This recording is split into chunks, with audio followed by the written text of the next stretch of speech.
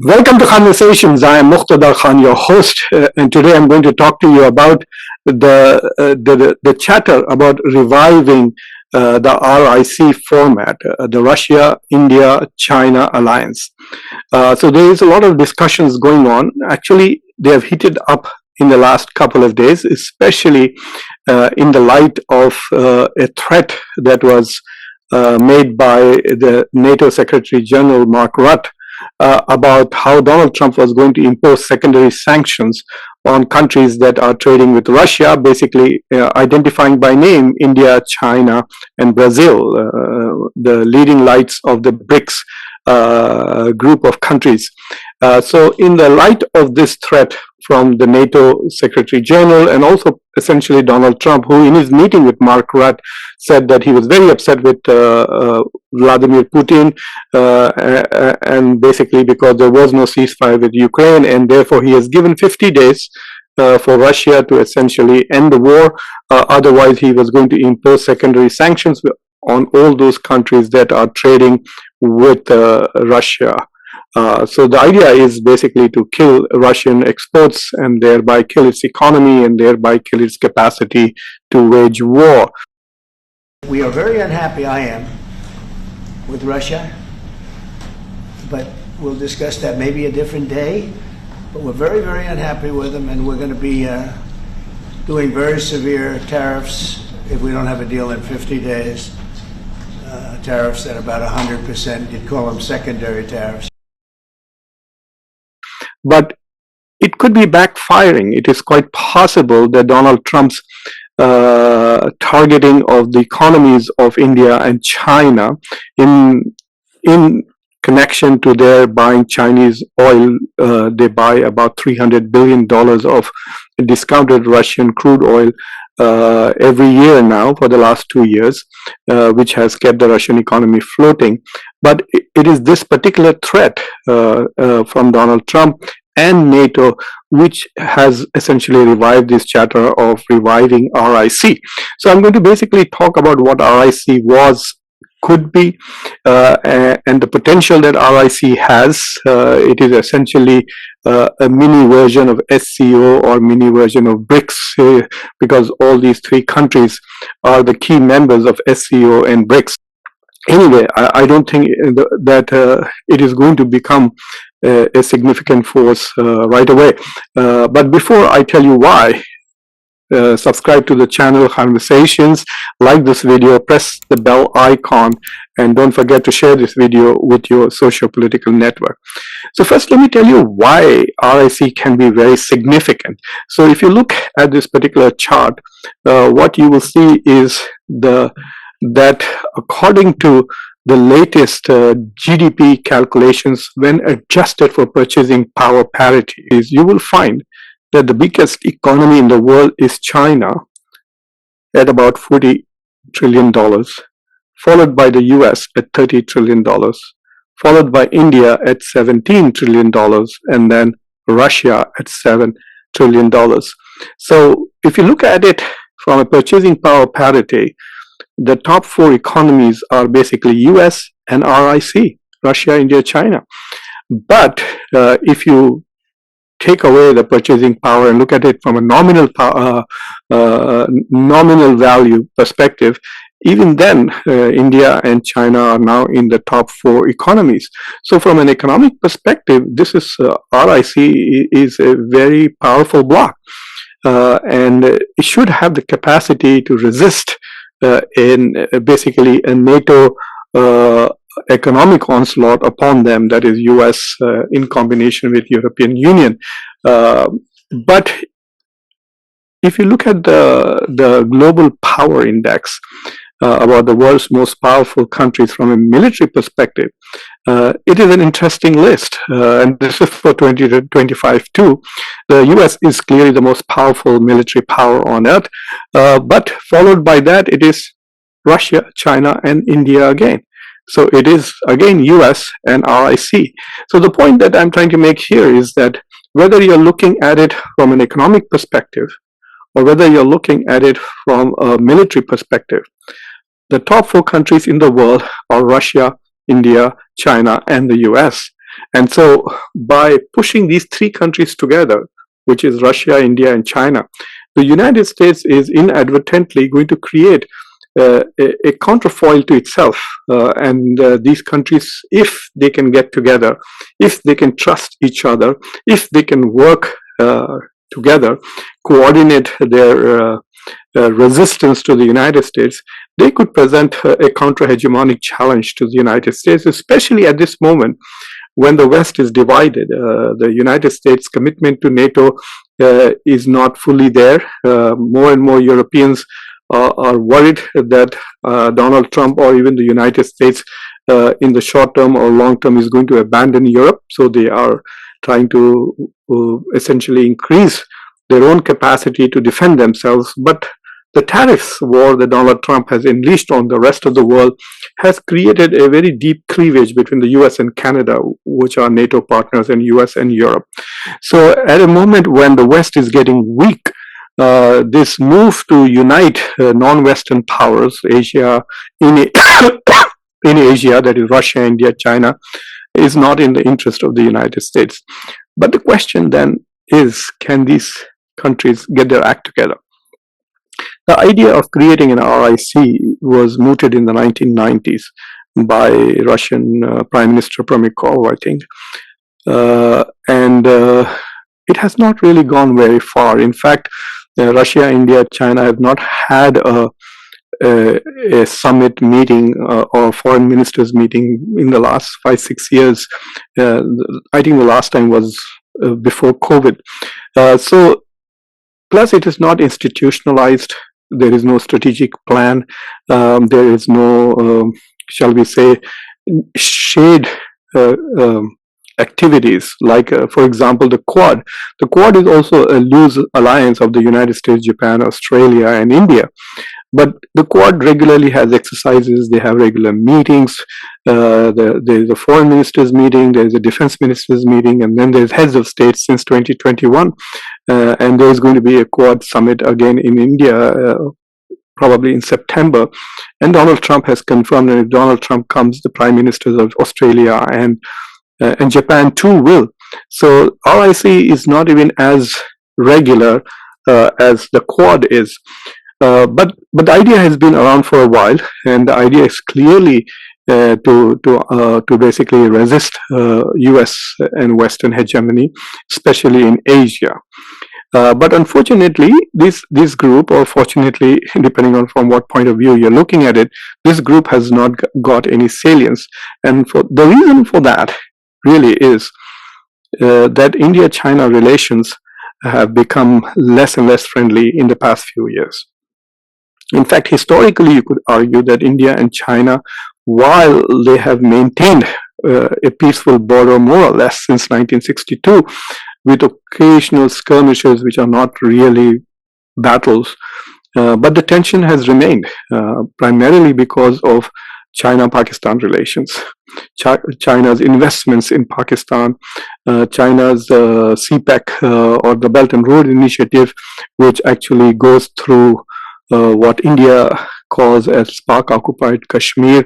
India feels that this does not respect India's sovereignty, it violates India's territorial sovereignty. China's occupation of Aksai Chin, China's claims to Arunachal Pradesh.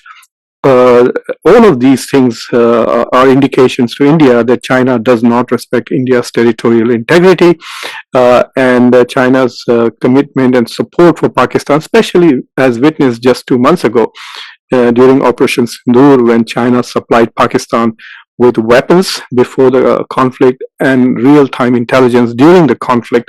So China has been supporting a country that India sees as an enemy. So because of that, India is unable to trust China. Besides, the rise of China has now become a global challenge. And so the United States Indo-Pacific strategy has wooed India considerably in order to set up an alliance to basically push back China's aggression in East Asia as well as in South Asia. India is very worried about China's aggression in South Asia, China's partnership with Pakistan, China's growing partnership with Bangladesh, China's partnerships with Sri Lanka, with Maldives, with Nepal. All of this are of deep concern to India. India sees South Asia as its backyard, and China has basically camped in India's backyard. India feels it's being encircled by China. So some of China's foreign policy moves in the past few years can only be interpreted as hostile towards India, and not just hostile, but seeking to dominate India.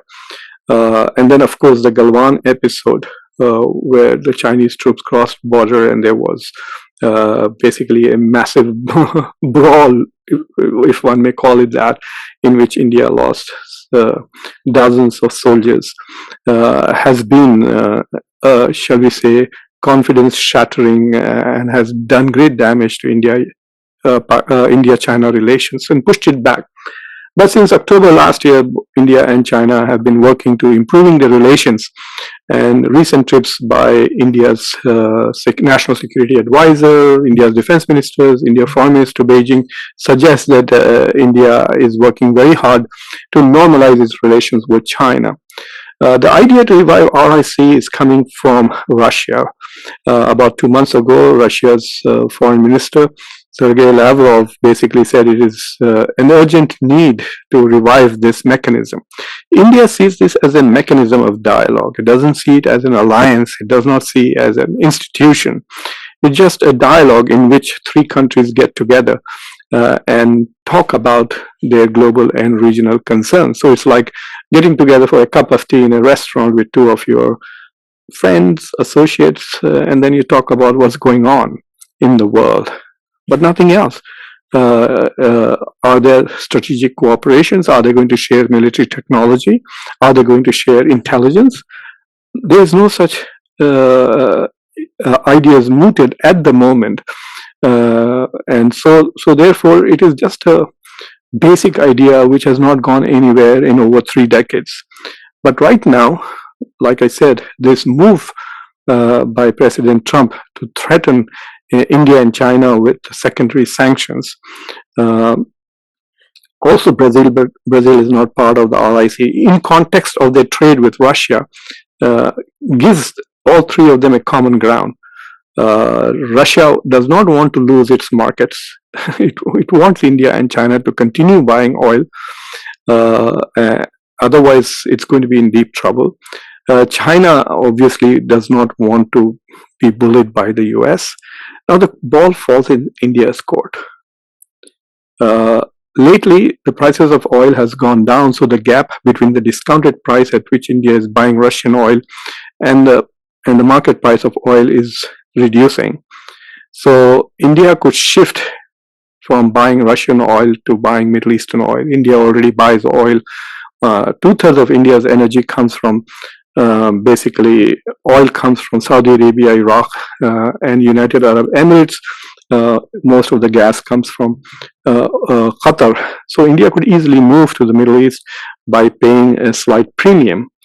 But it would be abandoning Russia, and India's weapons and military supply is heavily dependent on Russia. It's anywhere between 40 to 50% of everything, of all of military supplies or military imports at the moment come from Russia.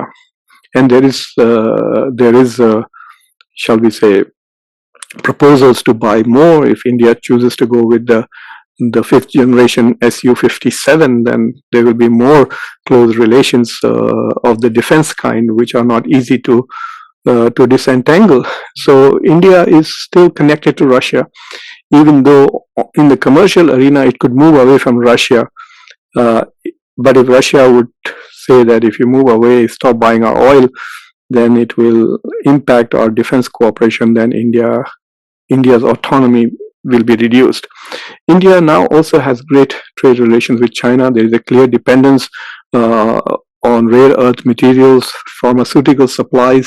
India's pharmaceutical industry depends heavily on the precursors that come from China. India's electronics industry and electronics exports depend heavily on the ingredients that come from China. Even though India is now a major producer of iPhones, for example. A lot of the India is basically assembling it. A lot of manufacturing is done in China. So there is an economic connection to China, which is not easy to delink. So while India is connected to both of this, India is also deeply connected to the US. India's biggest trading partner today is the United States at $130 billion. India's biggest trading partner, and India, the only top 10 trading partner with whom India has uh, a trade surplus of nearly $45 billion is with the United States. So India has relations. India has hopes of having a long-term strategic partnership in which India gets technology transfer, great people-to-people relations. There are about 5.5 million Indian Americans right now. So there is tremendous people-to-people relations between the US and India.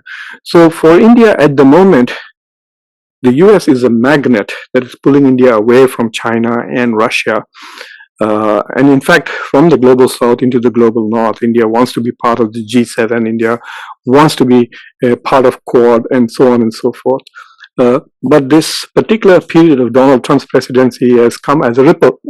But if India is thinking long term, it could say that, well, let's weather Donald Trump. And then because the logic of the strategic nature of India-US relations is so strong that post Donald Trump, anybody else who comes into the White House will probably be more friendly and more open to India-US relations.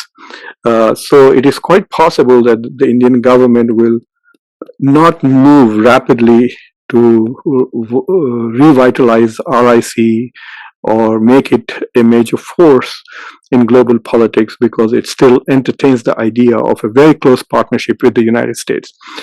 India, of course, also thinks that it can outsmart the world and get the best of both the worlds, that like it would want to get all it can from the Quad and get all it can from RIC and BRICS and SCO. But lately that doesn't seem to be happening.